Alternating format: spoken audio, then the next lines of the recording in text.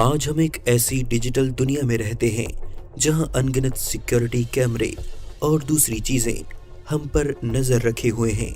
कहीं ना कहीं कोई ना कोई जैसे हमें देख रहा है। ऐसे में सैकड़ों पैसेंजर से भरे एक पूरे प्लेन का गायब हो जाना कुछ अजीब बात है। मलेशियन एयरलाइंस की फ्लाइट MH370 अपने टेक ऑफ के बाद बिना कोई ठोस सुराग छोड़े हवा में अचानक से गायब हो जाती है और इसके बाद उसका कोई निशान नहीं मिलता। आखिर क्या हुआ था उस विमान के साथ? क्या ये घटना किसी कॉन्स्पिरेसी का हिस्सा थी? आधुनिक तकनीक का सहारा लेकर भी एक्सपर्ट्स इसके कोई सुराग आज तक नहीं ढूंढ पाए। कई लोग इस घटना को 21वीं सदी की सबसे रहस्यमयी घटनाओं में से एक मानते हैं, जिसने पूरी दुनिया को ये सोचने पर मजबूर कर दिया कि उस रात उड़ा यात्रियों से भरा वो जहाज आखिर कहां गया।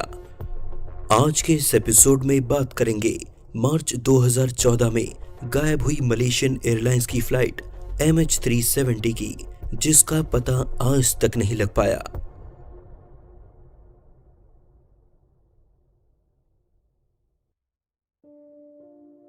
आठ मार्च 2014 Kuala Lumpur international airport, Malaysia. Flight MH370 का क्रू उड़ान भरने की तैयारी में था। 227 पैसेंजर से भरी इस फ्लाइट में ज्यादातर लोग मलेशिया और चाइना से थे, जिनकी मंजिल बीजिंग थी। इस सफर में 5.5 घंटे से ज्यादा का वक्त लगने वाला था। रात के करीब 12:40 पर MH370 ने टेक ऑफ किया। बोइंग 777 प्रकार का ये जहाज अब मलेशियन प्रायद्वीप के ऊपर से होते हुए नॉर्थ ईस्ट की तरफ बढ़ रहा था। करीब 40 मिनट बाद इसने मलेशियन एयर स्पेस की सीमा को पार करते हुए कुआलालंपुर एयर कंट्रोल को अलविदा कहा। 370 maintaining level 350.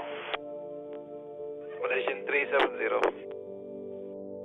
Malaysian 370, contact Ho Chi Minh 120.9. Good night. Good night, Malaysian 370. और यही इस फ्लाइट से कहे गए आखिरी शब्द साबित हुए। इसके बाद कंट्रोल ने फ्लाइट से सारे संपर्क खो दिए और फ्लाइट MH370 गायब हो गई। इतिहास में ऐसा पहली बार हुआ था कि किसी फ्लाइट का संपर्क अचानक से टूटा हो और वो कहीं ना मिली हो। लेकिन MH370 के केस में ऐसा नहीं था।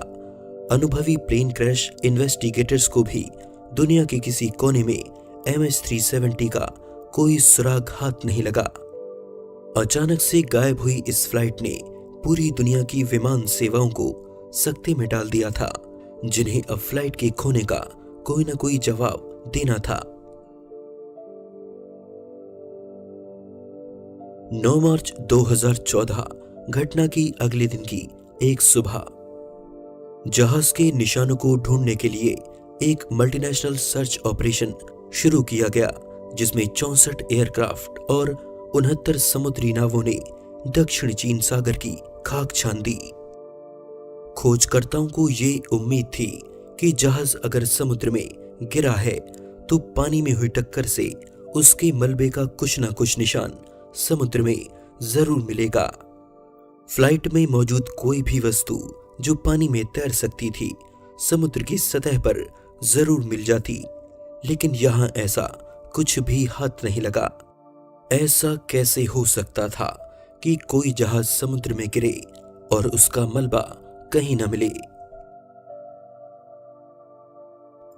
जहाज अब गायब था और एजेंसीज पर दबाव था कि वो इस पर कोई जवाब दे, लेकिन किसी ऐसे राज को कोई कैसे सुलझाए जिसका कोई भी सुराग पीछे नहीं छूटा।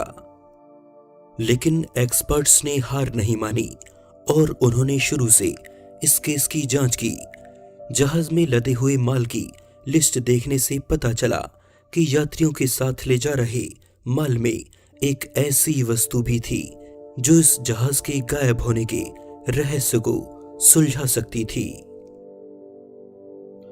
जांचकर्ताओं ने पाया कि MH370 पर उस रात 500 पाउंड लिथियम आयन बैटरीज का पैकेज लदा हुआ था।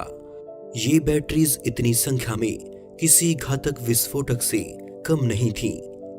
बैटरीज पर पड़ने वाले दबाव और झटकों से इनमें आग लगने की संभावना थी, और अगर किसी एक बैटरी ने आग पकड़ी तो फिर छोटे छोटे विस्फोट की एक चेन बन जाती, जो एक बड़े हादसे को अंजाम दे सकती थी। विमान दुर्घटनाओं के इतिहास में ऐसा कई बार हुआ है, जब लिथियम बैटरीज ले जा रही फ्लाइट्स आग लगने से हादसे का शिकार हुई हैं। तो क्या MH370 में रखी बैटरीज के पैकेज में भी उस रात आग लगी थी?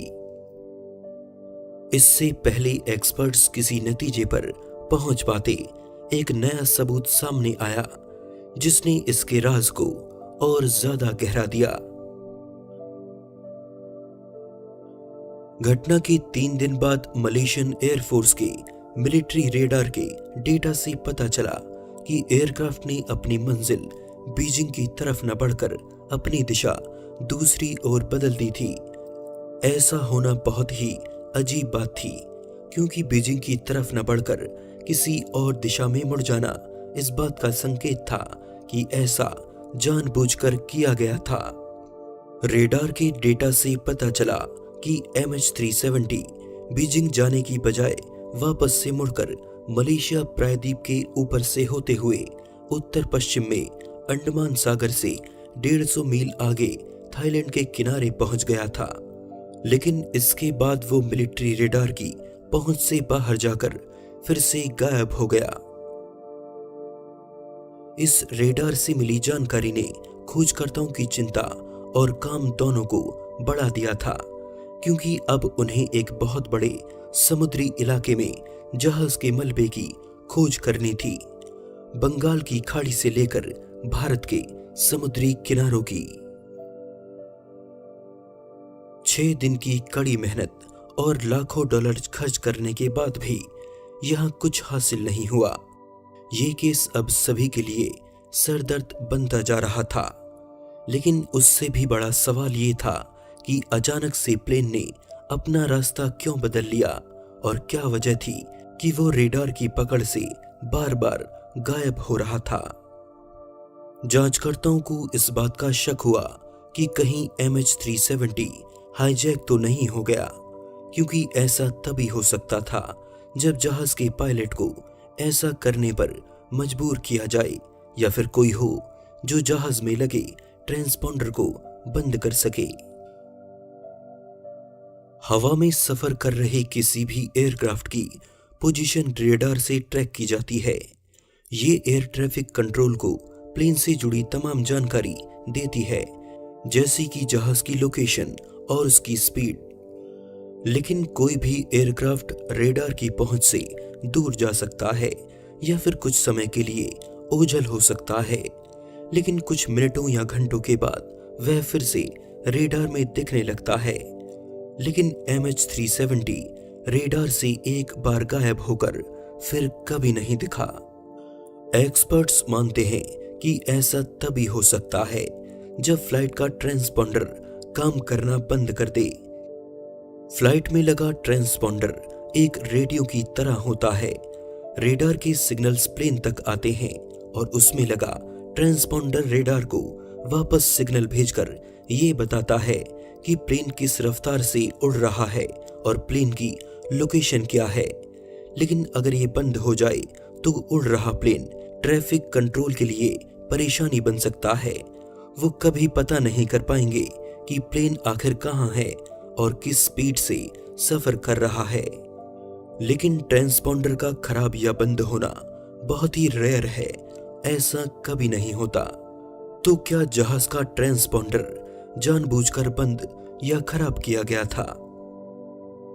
जांचकर्ताओं का शक अब दो तरफ था। या तो जहाज का कप्तान ऐसा कर सकता था, या फिर कोई हो जो कप्तान को मजबूर करे, यानी प्लेन की हाईजैक होने की पूरी उम्मीद थी। जांच में और ज्यादा गहराई पर जाने से एक बड़ा खुलासा हुआ। MH370 के सभी पैसेंजर्स का पता करने पर पाया गया कि उनमें से 2 लोग नकली पासपोर्ट पर यात्रा कर रहे थे। इंटरपोल ने पाया कि वो दोनों लोग नागरिकता से ईरान के थे और ये प्लेन के हाईजैकर्स भी हो सकते थे। अगर ऐसा था तो फ्लाइट में लगे ट्रांसपॉन्डर और सारे कम्युनिकेशन सिस्टम इन्हीं लोगों ने बंद किए थे। लेकिन जांचकर्ताओं का ये शक भी बिना किसी ठोस सबूत के फीका पड़ गया, क्योंकि प्लेन हाईजैक होने के बाद ना तो किसी ने उसकी जिम्मेदारी ली थी और ना ही किसी तरह की कोई मांग की थी। आगे जांच में पाया गया कि ईरान के उन दोनों यात्रियों का ऐसा कोई संबंध किसी संगठन के साथ नहीं था जो प्लेन को हाईजैक कर सके। साथ ही जहाज के कप्तान का हाथ भी इसमें एकदम साफ पाया गया। जहाज के कैप्टन की पिछली जिंदगी में ऐसा कुछ नहीं मिला जो उसे इस केस का सस्पेक्ट बना सके। तो फिर आखिर MH370 को क्या हुआ था? कौन सी ऐसी ताकत थी जिसने उसे हवा में गायब कर दिया?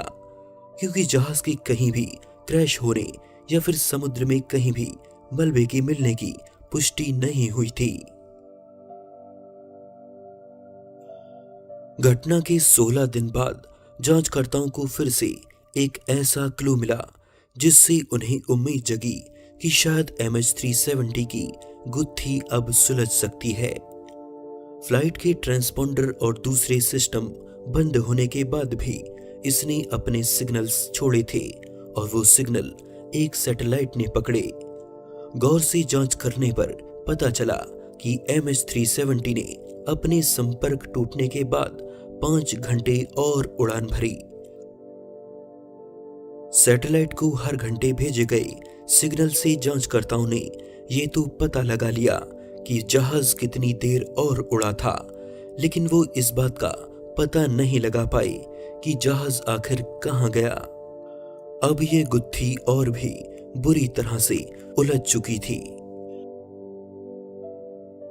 एक्सपर्ट्स मानते हैं कि MH370 की आखिरी लोकेशन इंडियन ओशन, ऑस्ट्रेलिया या फिर एशिया के बीच में कहीं रही होगी, क्योंकि इन्हीं जगहों पर मिले जहाज के मलबे में कुछ टुकड़े ऐसे मिले हैं जिन्हें कुछ लोग MH370 से जोड़कर देखते हैं। लेकिन मलबे में मिले ये जहाज के टुकड़े भी खास मदद नहीं कर पाते और इनसे ये तो बिल्कुल पता नहीं लगता कि उस रात MH370 ने अपनी दिशा क्यों बदल ली थी और क्यों उसके ट्रांसपॉन्डर ने काम करना बंद कर दिया था। अगर प्लेन हाईजैक हुआ था तो किसी ने उसकी जिम्मेदारी क्यों नहीं ली, और अगर प्लेन क्रैश हुआ तो उसका मलबा या उससे जुड़े कोई ठोस सबूत हमें अभी तक क्यों नहीं मिले। लाखों डॉलर, हजारों आदमी और 26 से ज्यादा देशों के संसाधनों को प्रयोग में लाकर लगातार 3 साल तक खोज करने के बाद आखिरकार हारकर जनवरी 2017 में इस केस को बंद कर दिया गया। MH370 और उसमें बैठे उन 227 लोगों का उस रात क्या हुआ, ये कोई नहीं जानता।